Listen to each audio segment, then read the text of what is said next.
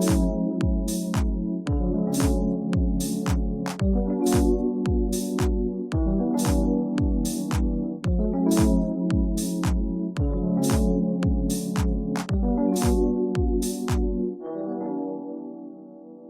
chers internautes lectrices et internautes lecteurs.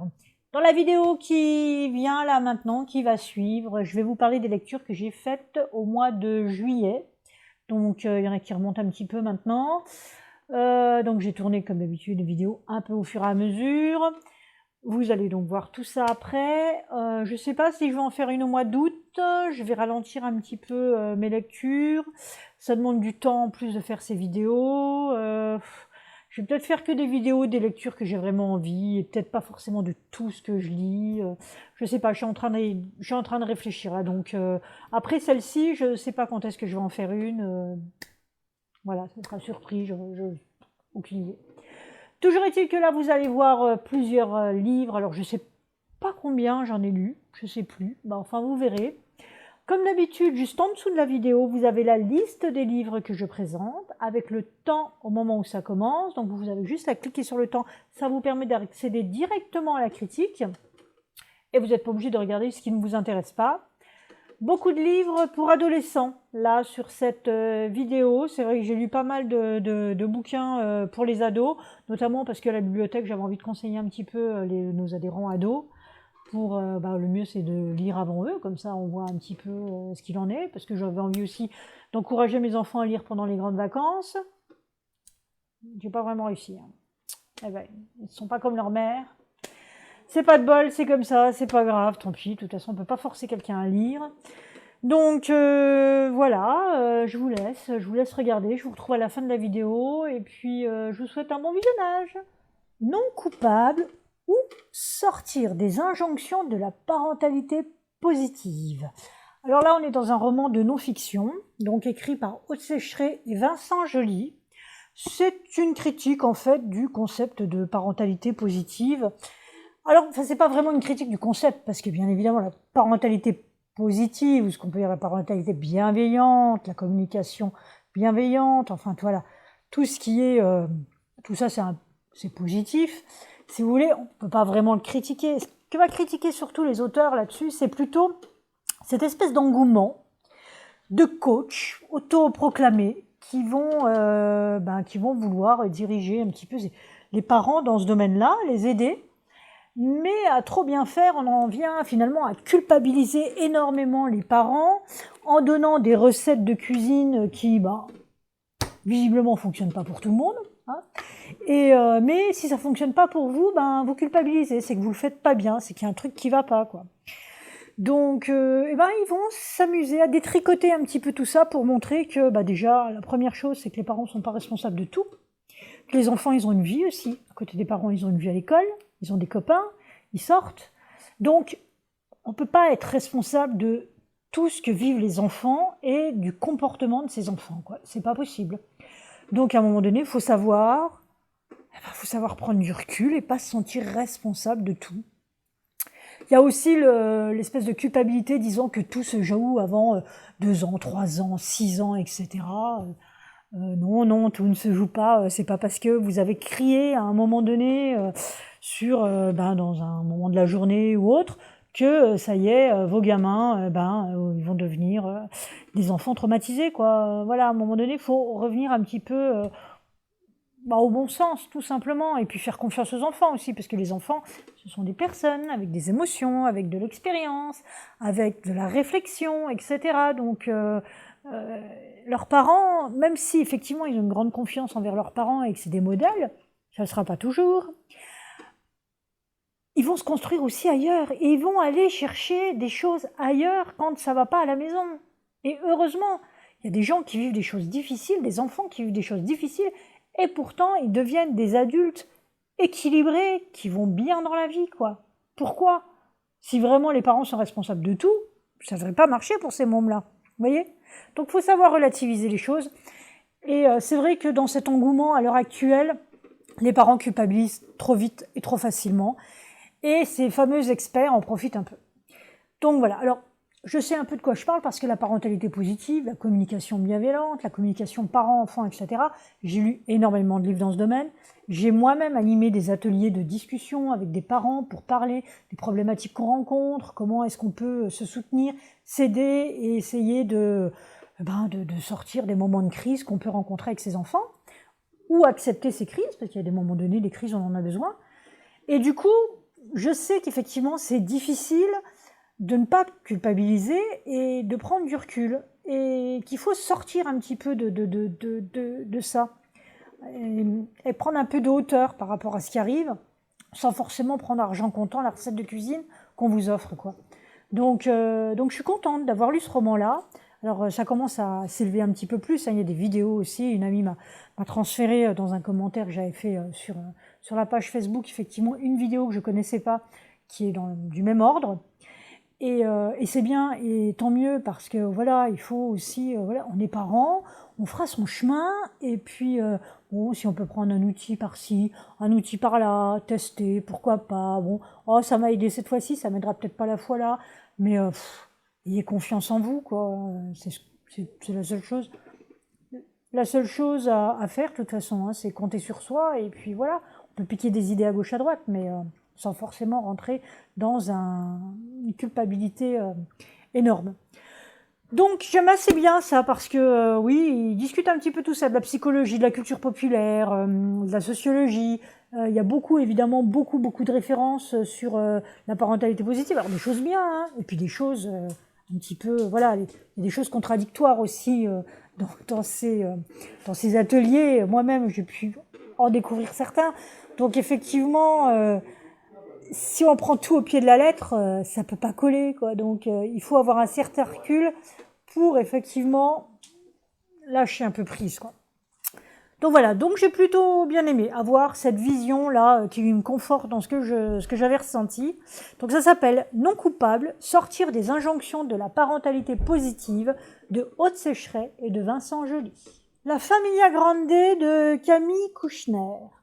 Alors, ce roman-là, j'en ai beaucoup entendu parler, puisqu'on en a entendu parler sur tous les réseaux, à la télé, partout. Puisqu'il a été une révélation, du moins dans ce qu'il est, dans le fond de l'histoire, bien évidemment, sur Camille Kouchner en rapport avec Olivier Duhamel. Alors, je savais que c'était une histoire d'inceste, je ne savais pas exactement ce qu'il en était, mais bon, je savais qu'on allait rentrer dans une histoire d'inceste, dans une famille assez connue. Alors effectivement, on est sur ce thème-là. Mais alors la manière dont c'est raconté, alors déjà, je trouve que l'écriture, j'ai pas du tout accroché à l'écriture de Camille Kouchner.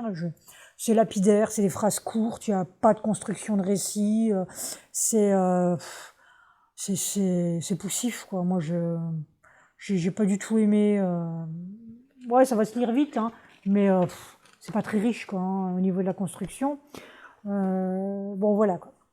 Et alors, elle va parler d'elle, de sa famille, en long, en large et en travers. Alors, on a toute la gauche, donc tous les socialo-bobos, 68 arts, libertaires. On est dans les ambiances des années 70 avec le féminisme à fond, etc. À l'extrême, puisque dans ces milieux-là, c'était bien évidemment à l'extrême. Hein, c'est ce qu'on appelait la gauche caviar après. Hein. Donc, on est vraiment là-dedans. Au point que moi, ça m'a un petit peu horripilé, ça m'a énervé, j'en avais vraiment ras-le-bol. Et finalement, cette situation d'inceste qu'elle ne vit pas elle, puisque c'est son frère qui va la vivre, eh bien, j'ai pas eu d'empathie du tout pour les personnages, quoi. J'ai pas eu d'empathie pour elle, j'ai pas vraiment eu d'empathie pour son frère, encore qu'un petit peu plus, parce que, vu ce qu'elle en dit, lui avait plutôt envie d'une certaine discrétion. Pas forcément d'accord avec le fait de révéler tout ça, même pas du tout, hein, même, elle l'a fait quand même. Tard, certes, mais elle l'a fait, mais après, les raisons qui font que ce soit tard, etc., dans le domaine de l'inceste, c'est toujours très très compliqué de toute façon. Donc voilà, c'est fait. C'est bien de dévoiler ce genre de fait, parce que je pense que c'est important, parce que plus on en parlera, et j'ose espérer, moins on en verra. Pour l'instant, on en voit. Je pense qu'on voit pas tout, malheureusement. Et alors là, ça se passe dans une grande famille. Malheureusement, ça se passe aussi dans des petites familles. hein. Et c'est pas parce qu'on est Kouchner ou qu'on est une famille lambda qu'il est plus facile d'en parler. Mais dans ce roman, on a vraiment l'impression que c'est cette famille tellement bien dans les médias, dans le public connu et tout, qu'on n'en parle pas à cause de ça, à cause du lien aussi, alors affectif effectivement avec la maman, etc. Et ça, je comprends peut-être mieux. Mais par contre, le milieu, j'en parle pas à cause du milieu, ça non, je crois pas une seconde. Donc, cet épanchement, ce déballage, ça m'a un peu énervé, en fait. Le déballage de cette hypocrisie qui existe dans ce milieu-là, ça m'a vraiment énervé, j'ai pas aimé du tout. Voilà, l'histoire en elle-même, c'est un fait divers, hein, ni plus ni moins, hein, même si ça se passe dans un milieu connu et guindé, ça reste un fait divers, et c'est même pas écrit. Enfin, moi je trouve que ce qui manque, c'est, moi j'ai pas eu d'empathie du tout, donc j'ai pas eu d'émotion du tout, et donc j'ai pas trouvé d'intérêt à ce roman. Voilà, j'ai pas trouvé d'intérêt à ce roman. Finalement, voir cette affaire-là passer au journal de 20 heures, bah, c'est suffisant, quoi. À la rigueur, c'est sa place. Dans un roman qui va parler de cette famille-là, mais aussi d'autres cas comme ça, dans d'autres milieux, aura peut-être plus d'intérêt, parce qu'il y aura une étude sociologique dessus, et puis on va peut-être approfondir plus le sujet. Là, on n'approfondit pas le sujet, quoi. Par contre, je veux bien croire que c'est une vraie thérapie pour l'autrice. Ça oui, vu ce qu'elle a vécu, je veux bien le croire. Mais elle en fait beaucoup. Elle en fait des tonnes, je trouve, dans ce roman-là. Alors, peut-être que c'est à juste titre, peut-être pas, j'en sais rien, je vais pas juger ça. Mais du coup, moi, ça m'a pas... voilà, j'ai pas plus accroché que ça à ce roman. Je trouve qu'il mérite pas du tout le succès qu'il a eu. Autant parler du fait divers que ça a soulevé, là, oui, je comprends. Hein, je comprends. Ça fait toujours parler, ce genre de fait divers. Si ça pouvait faire bouger les choses, ce serait beaucoup mieux d'ailleurs que juste d'en parler. Mais écrire un roman là-dessus et avoir le succès là, non, surtout que l'écriture, je l'ai pas trouvé extraordinaire non plus. Donc voilà, c'était donc, moi je l'ai lu, La famille à Grande de Camille Kouchner. J'aurais pu ne pas le lire, c'était tout aussi bien, quoi. Harry Potter et l'enfant maudit. Donc, d'après une nouvelle originale de J.K. Rowling, hein, qui a créé la saga Harry Potter, nous avons donc John Tiffany et Jack Thorne, qui sont donc les metteurs en scène et donc voilà, créateurs de textes de la pièce, etc. de ce roman. Alors de la pièce, oui, parce que c'est une pièce de théâtre. Et donc, alors dans cette histoire, on va retrouver Harry Potter, on va retrouver Hermione, on va retrouver Ron, on va retrouver en fait tout ce qu'on connaît, les principaux personnages de la saga Harry Potter, qui restent encore vivants à la fin. Et en fait, on va les retrouver quelques années plus tard, puisque c'est leurs enfants qui vont rentrer à Poudlard dès le début de cette histoire. Donc on va retrouver le fils d'Harry Potter, on va retrouver les enfants d'Hermione et Ron, puisqu'Hermione et Ron sont mariés ensemble, et puis le fils de Drago aussi.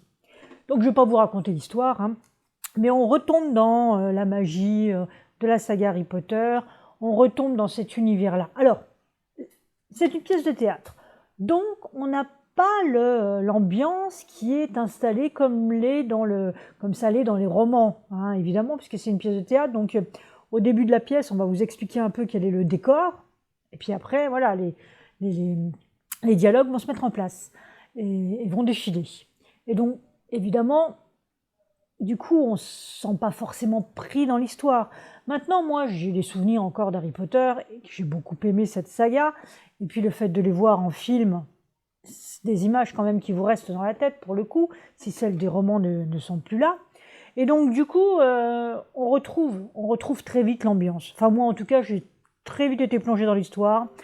Que l'histoire se passe à Poudlard ou ailleurs, très très vite, j'étais dans les images et dans l'imagination liée à tout ça. Donc, du coup, moi, j'ai beaucoup aimé cette histoire. Alors cette histoire, elle va nous ramener aussi dans le passé, et donc dans l'histoire d'Harry Potter elle-même, et notamment là où l'histoire, au niveau de l'ambiance, va basculer, c'est-à-dire au moment où Cédric meurt.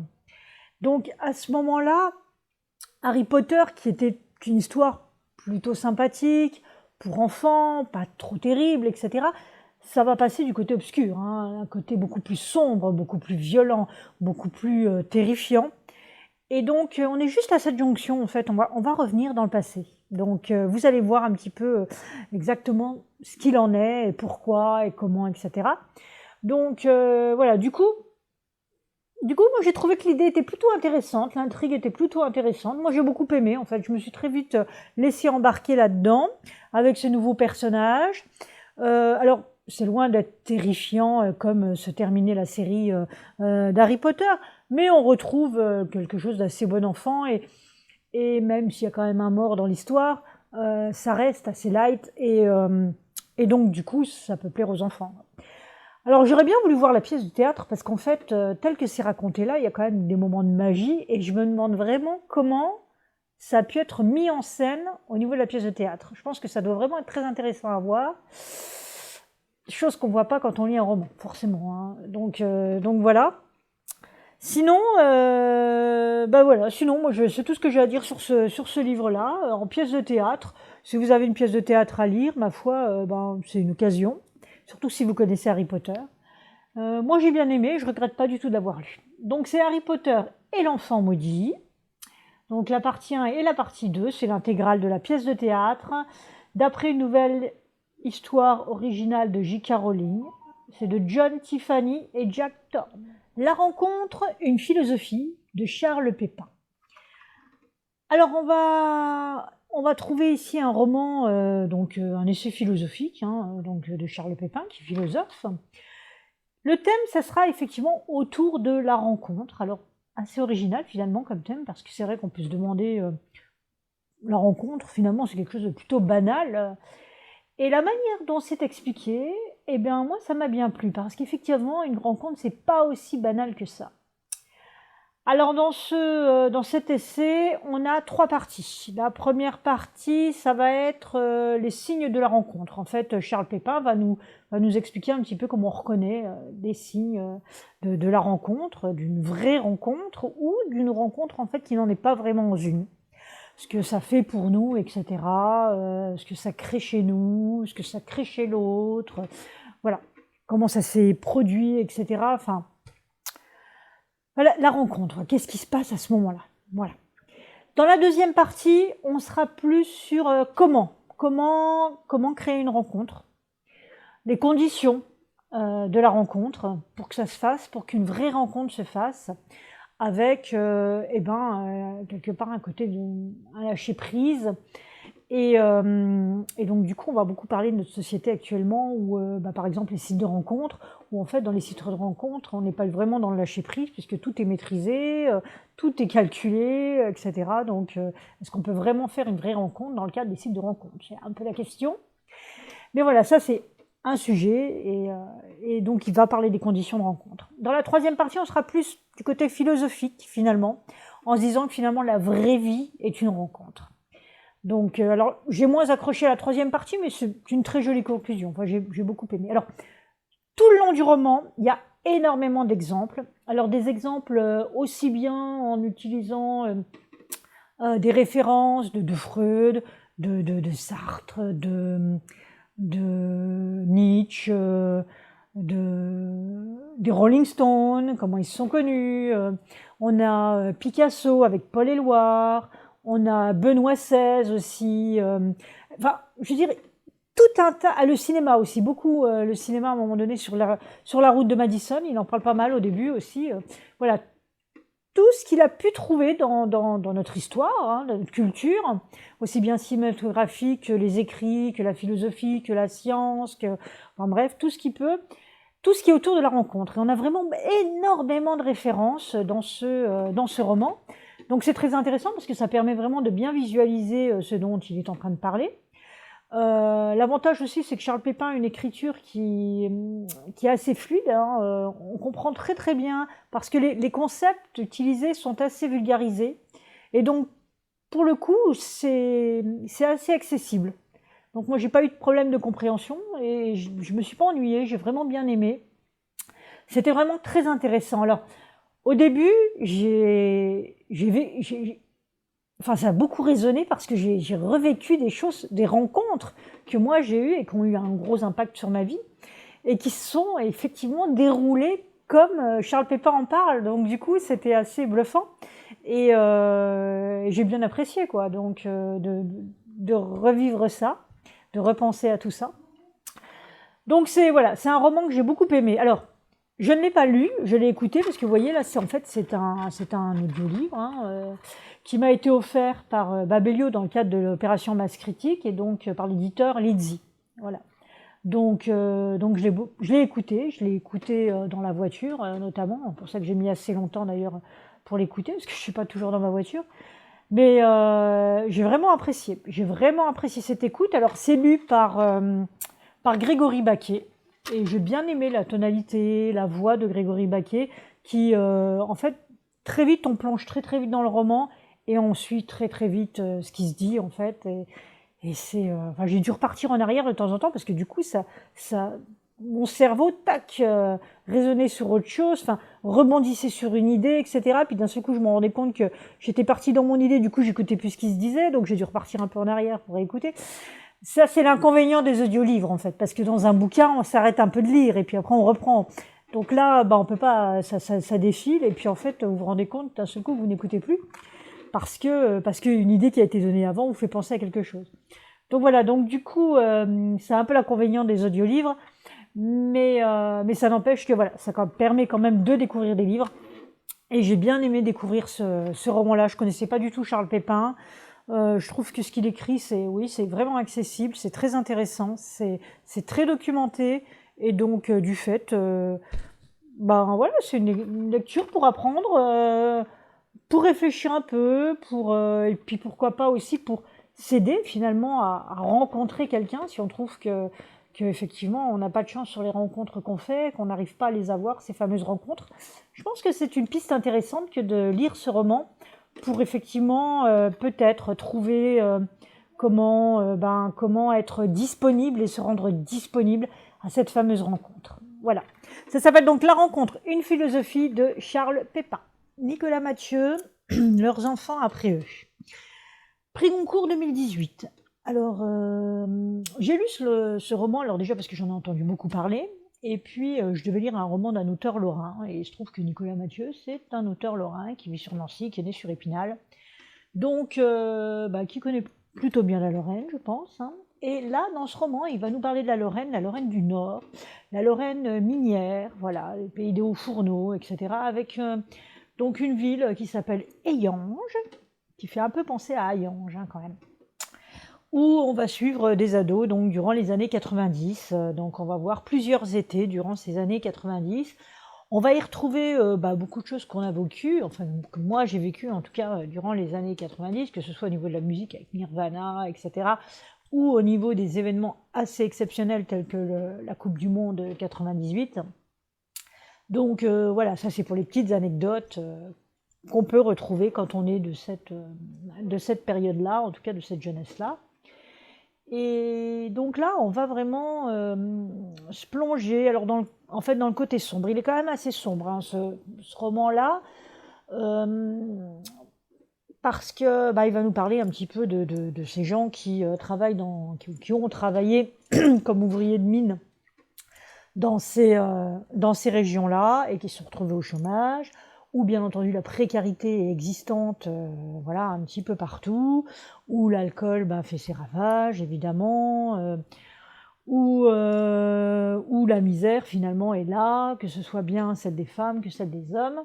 Donc voilà, on va voir un peu cette vision-là, on va plonger un petit peu là-dedans, on va voir aussi les gosses de riches, hein, on va voir d'un côté ces jeunes fils d'ouvriers, les jeunes gosses de riches, alors évidemment avec des parents qui souvent sont impliqués un peu dans le monde politique de la ville. On va voir aussi les fils d'immigrés, voilà, l'immigration très présente aussi hein, dans ces quartiers-là. Et du coup se vivre ensemble où on est amis et ennemis un petit peu à la fois, quoi. Donc, on va voir tout ça alors au travers d'adolescents. Donc Anthony qui est fils d'ouvrier et Assim qui lui est fils d'émigré. Ça va partir d'un vol de moto et puis on va suivre tout au long de ces années 90 un petit peu la relation un peu directe et indirecte finalement de ces deux protagonistes et de leur famille. On va suivre leur famille, un petit peu ce qui se passe pour eux, les petits bonheurs et aussi les malheurs qui peuvent leur arriver. Et alors, moi j'ai bien aimé ce roman parce que, alors déjà j'ai bien aimé le style d'écriture de Nicolas Mathieu. Je trouve que c'est assez vif, les descriptions sont très précises et très réalistes, vraiment. Donc du coup, bah voilà, ça donne un rythme au roman et ça permet d'avancer dans le roman. À un certain moment, il y a des cliffhangers comme ça, donc on a envie de continuer. On a envie d'aller voir plus loin, de savoir ce qui va se passer pour Anthony. Et donc c'est bien écrit, quoi. Ça permet de terminer ce bouquin. Je me suis pas vraiment ennuyée. Maintenant, c'est vrai que ça reste assez sombre, puisque c'est quand même, c'est à l'image un petit peu de cette histoire difficile du nord de la Lorraine. Donc du coup, même si c'est dans les années 90, donc c'est quand même après les problèmes de fermeture, etc. Donc c'est un peu le résultat en fait, hein, mais il y a quand même des éclats de rire. Il y a la jeunesse, il y a les conneries qu'on fait quand on est jeune, il y a cette espèce d'insouciance, même si on sent la maturité de ces jeunes-là, il y a quand même de l'insouciance et puis l'envie d'aller faire des conneries, quoi. Donc, euh, donc ça donne un petit coup d'éclat, un petit coup de vivacité dans l'histoire et un petit peu de positif, je dirais, malgré l'avenir un petit peu noir qui semble ils ont tous l'impression d'attendre en fait, hein. Ils n'ont pas trop d'espoir sur l'avenir vu ce qui se passe dans cette ville. Voilà, donc moi j'ai bien aimé, voilà, j'ai bien aimé la lecture. Si vous avez envie de plonger un petit peu voilà, dans cette ambiance de cité minière où le passé, ben malheureusement, voilà, il est terminé et au jour d'aujourd'hui, le résultat est pas très glorieux pour les adultes et pour leurs enfants, malheureusement. Donc, bah voilà, vous pouvez le découvrir. C'est donc Leurs enfants après eux de Nicolas Mathieu. La Maison des Reflets de Camille Brissot. Alors, La Maison des Reflets de Camille Brissot a reçu le prix Imaginal des collégiens en 2018, si je me souviens bien. C'est ça. Et donc, alors, l'histoire, alors c'est pour les adolescents, hein, prix des collégiens. L'histoire va être une histoire autour de la mort et du deuil. La maison des reflets, c'est une maison qu'on appelle une maison de départ. En l'occurrence, là, on va parler de la maison qui s'appelle le manoir Edelweiss. Et ce manoir Edelweiss a été créé par une famille, un homme, il y a très très longtemps, le grand-père de Daniel qui a 15 ans. C'est son grand-père qui a créé ça.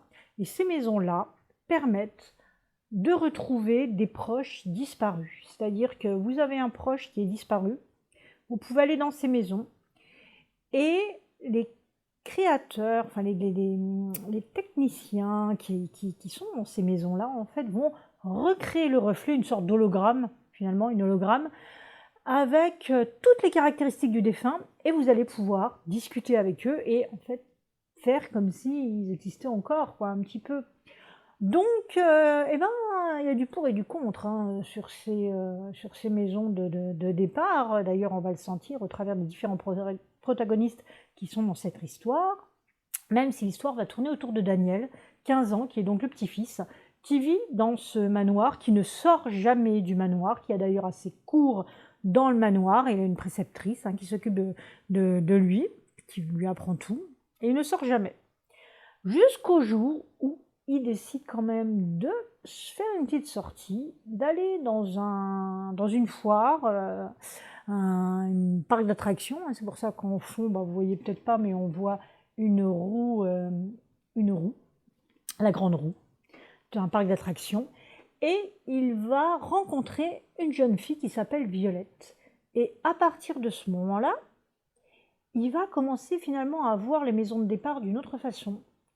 Et il va avoir un rapport à la mort peut-être un peu différent, parce que jusqu'à présent, il a toujours été protégé de la tristesse, du deuil, etc., notamment grâce à l'invention de son grand-père qui a été repris par son père.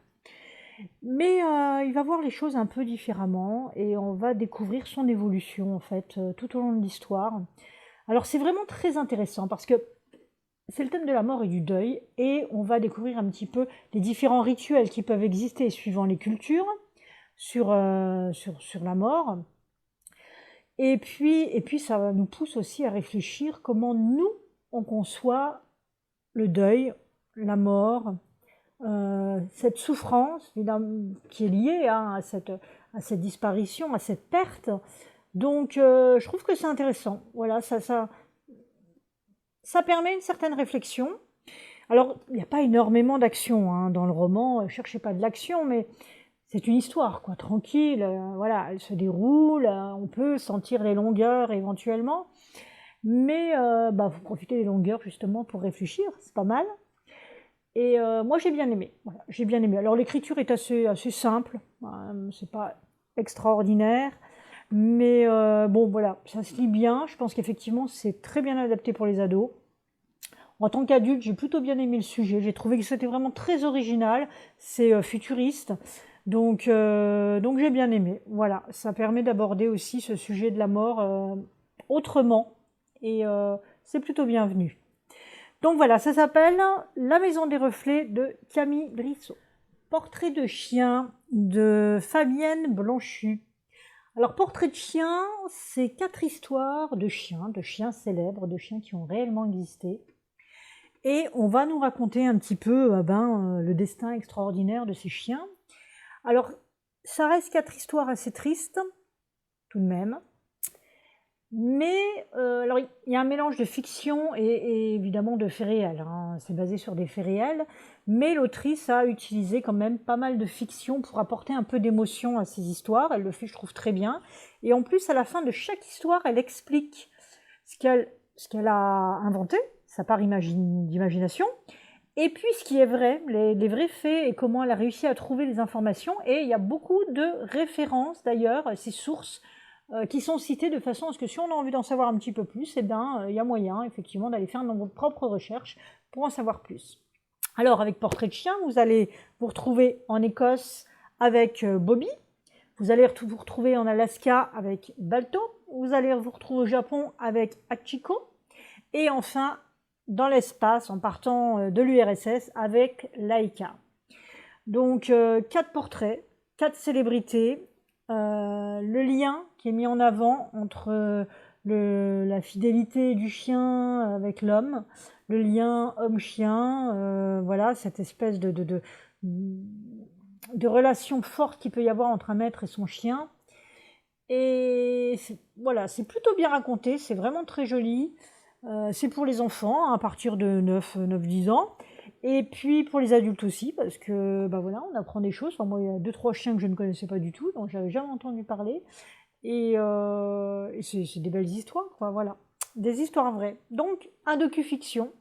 Ça s'appelle Portrait de chien de Fabienne Blanchu. NJ de Marie-Aude et Loris Muraille. Alors, NJ, on entend la chanson NJ, NJ. Oui, ça vient un petit peu de là, le prénom de cette jeune fille, de cette jeune ado. C'est un roman pour les ados et c'est un roman policier avec une enquête. Donc voilà, c'est plutôt bien rythmé, c'est drôle, voilà, c'est assez sympathique. Ça se passe pendant le premier confinement, donc faire une enquête quand on est confiné dans un appartement, c'est pas forcément évident, d'autant plus quand on est policier et qu'on est dans une chaise roulante, parce qu'au début de l'histoire, on s'est fait renverser sur sa moto. Donc voilà, on va avoir des tribulations un petit peu assez cocasses. Alors, il y a des situations, des actions qui sont un petit peu surréalistes à mon goût. Mais bon, voilà, faut se laisser emporter par l'histoire un petit peu rocambolesque, s'il faut. C'est une histoire sympathique, c'est drôle. C'est une petite enquête, on va découvrir différents personnages qui sont tous assez attachants. Ça se passe au Havre. donc dans la cité du Havre avec ses difficultés économiques. Et c'est assez bien raconté. Alors il y a une suite à ce roman, en tout cas quand on lit à la fin on sent la suite. Et voilà, bon, pour les ados qui aiment, qui ont envie de se replonger peut-être dans le confinement, mais avec autre chose que ce qu'on a vécu, c'est-à-dire avoir un petit peu de piment, bah là, il y en a, voilà, il y en a dans cette histoire-là.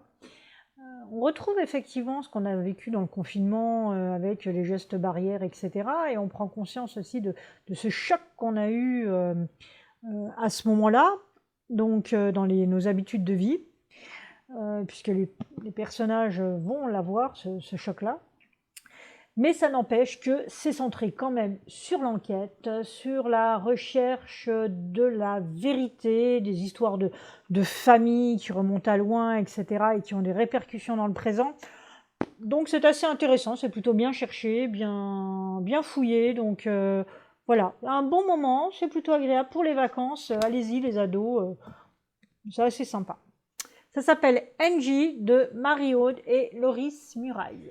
Alors là, je vais vous parler d'un roman qui n'est pas encore sorti au moment où je fais cette vidéo et qui sort le 19 août dans le cadre de la rentrée littéraire.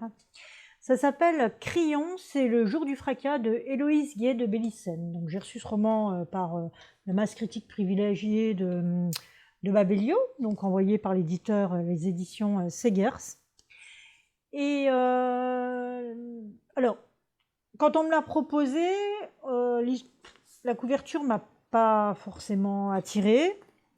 Le titre, Crayon, c'est le jour du fracas non plus. Je n'étais pas sûre de vouloir le lire. Et puis j'ai regardé la quatrième de couverture et ça m'a intriguée. Ça parle d'adolescents. Et ça parle d'adolescents d'une époque du 19e siècle, en fait. Et en fait, le plus troublant, c'est que j'ai découvert qu'il existait, j'en ai plus ou moins entendu parler, bien sûr, mais je m'étais jamais arrêtée là-dessus, sur les bagnes pour enfants et adolescents.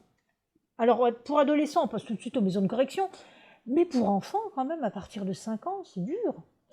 Donc voilà, cette histoire, eh ben, elle va en parler. Elle va parler d'un phénomène bien spécifique, enfin d'un événement plutôt, bien spécifique. C'est l'incendie qui a eu lieu sur l'île du Levant, au Bagne, donc à la colonie pénitentiaire, plus exactement, à la colonie pénitentiaire qui se situe sur l'île du Levant en 1966, où beaucoup d'enfants sont morts, 12, 13, 14, on ne sait pas trop en fait, parce qu'on n'a pas réussi à retrouver tous les corps, tellement ça avait brûlé. Et l'histoire est terrible. Alors, l'auteur qui a décidé d'écrire cette histoire-là, de nous rapporter ces faits-là, a aussi décidé en parallèle de mettre un autre groupe d'adolescents. Et en l'occurrence, c'est son adolescence à elle. C'est le groupe de copains avec qui elle était dans les années 90. C'est des jeunes qui sont nés dans les années 80, donc qui sont adolescents dans les années 90, et qui eh bien, comme beaucoup d'adolescents, et notamment cette génération Y, veulent rejeter complètement les contraintes, veulent une liberté, et sont aussi un peu complètement perdus par rapport à la société, dans une société où c'est la consommation à fond, où on a l'impression d'être complètement libre, mais on n'y est pas vraiment, où les soucis économiques commencent à venir, enfin voilà. Une adolescence un peu perdue, des adolescents un peu perdus. Donc on va voir ces deux parallèles parce que ces adolescents-là, finalement, ils sont dans le moment de la révolte. Voilà. Alors plus ou moins insidieuse, mais en tout cas, ils ont ce sentiment de révolte et cette envie de révolte. Et évidemment, en 1966, c'est ce qui va se passer puisque le feu va être mis à la colonie pénitentiaire. Pour les jeunes de 1990, on verra que tous n'ont pas un destin qui va se terminer forcément bien. Un destin qui va même être plutôt sombre pour certains. Et donc, que ce soit une époque ou une autre, ça ne se termine pas forcément bien. Alors, c'est vraiment très intéressant. Moi, j'ai beaucoup aimé ça. Alors déjà, parce que je suis toujours particulièrement... Enfin, j'apprécie, moi, cette période de l'adolescence. J'aime beaucoup regarder un petit peu, que ce soit d'un point de vue psychologique, sociologique, ludique ou autre. L'adolescence, c'est une période que j'aime beaucoup. Et donc, j'ai vraiment, vraiment apprécié ce roman. J'ai bien aimé ces lectures-là. Je me suis aperçue qu'on pouvait lire, en fait, les chapitres. Alors, c'est vraiment bien séparé. On a les chapitres de Boule de neige. Boule de neige, c'est un petit pseudo qui a été donné donc, à un des enfants qui se trouvent sur l'île du Levant. Et puis, il y a ceux de la table. Ceux de la table, c'est les ados des années 90. Alors, à chaque fois, début de chapitre, on sait si c'est Boule de Neige ou si c'est ceux de la table.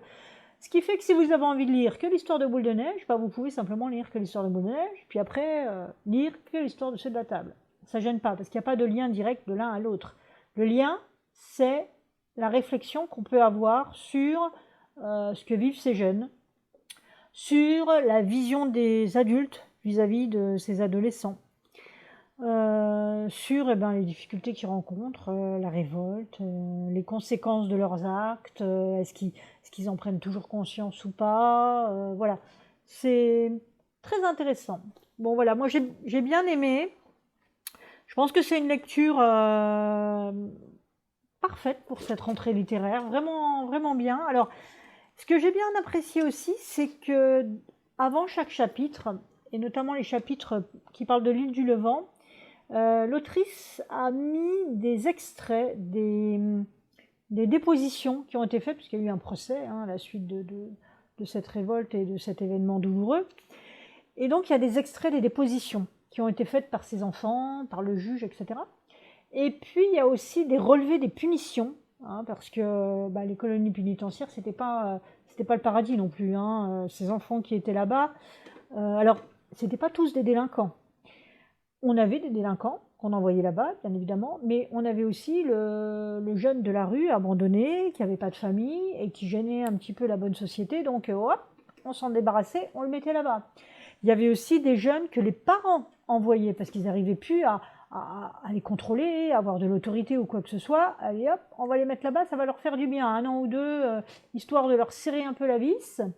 Donc c'était vraiment un endroit où on se débarrassait des jeunes de 5 ans à 18 ans qui dérangeaient, voire jusqu'à 20 ans parfois, suivant les conséquences, suivant les raisons pour lesquelles il était sur l'île, dans ces colonies pénitentiaires. Alors il y en a eu plusieurs en France, il n'y en a pas eu que sur l'île du Levant, il y en a eu à d'autres endroits. C'est vraiment un sujet très intéressant, ça me donne envie d'aller plus loin d'ailleurs, de découvrir un peu plus loin ce thème-là, ce sujet-là, et je trouve, ça paraît impensable à notre époque, quoi. C'est de la maltraitance, mais à un niveau incroyable, quoi. Heureusement qu'on a évolué, heureusement, vraiment, pour ces adolescents, pour nous-mêmes, en tant qu'adolescents. Quand on était adolescent, je ne me voyais pas aller là-bas, quoi. 1877? Non. Oh, je ne sais plus quand est-ce qu'ils l'ont fermé. Je l'ai plus en tête. Mais enfin, c'est quand même encore un peu récent. 19e siècle, c'est pas si loin que ça, en tout cas pas pour moi. Et donc, du coup, ouais, c'est surprenant, très intéressant. Puis ça fait réfléchir, quoi. Non, voilà, j'ai bien aimé. Alors, oui, pour la période 90, le début des chapitres, soit c'est des paroles de chansons, Daft Punk, qu'est-ce que j'ai vu, j'ai plus en tête. Mais voilà, on a des paroles de chansons, on a des moments culturels aussi, on a la mort de Kurt Cobain, oui voilà, il y a le groupe Nirvana dedans. Toute cette culture des années 90 finalement, des ados, quoi. Donc on est plongé dedans, ce qui fait qu'avant chaque chapitre, tout de suite on se remet dans la période grâce à ce petit texte qu'elle va mettre juste avant de reprendre l'histoire. Voilà, et je trouve que c'était plutôt bien amené, j'ai bien aimé. Donc voilà, je vous le conseille, ça s'appelle Crayon, c'est le jour du fracas d'Héloïse Gué de Bélissen. Voilà, la vidéo est terminée. J'espère que vous avez apprécié ce différent retour de lecture, que vous avez aimé ou pas. Laissez-moi un commentaire à la fin si ça vous tente. Je vous dis à bientôt, je ne sais pas quand, on verra bien. En attendant, je vous souhaite de bons voyages livresques, de bonnes vacances si vous n'êtes pas encore partis. Et puis, moi, je vais continuer mes petites lectures tranquillement. Voilà, à bientôt, ciao!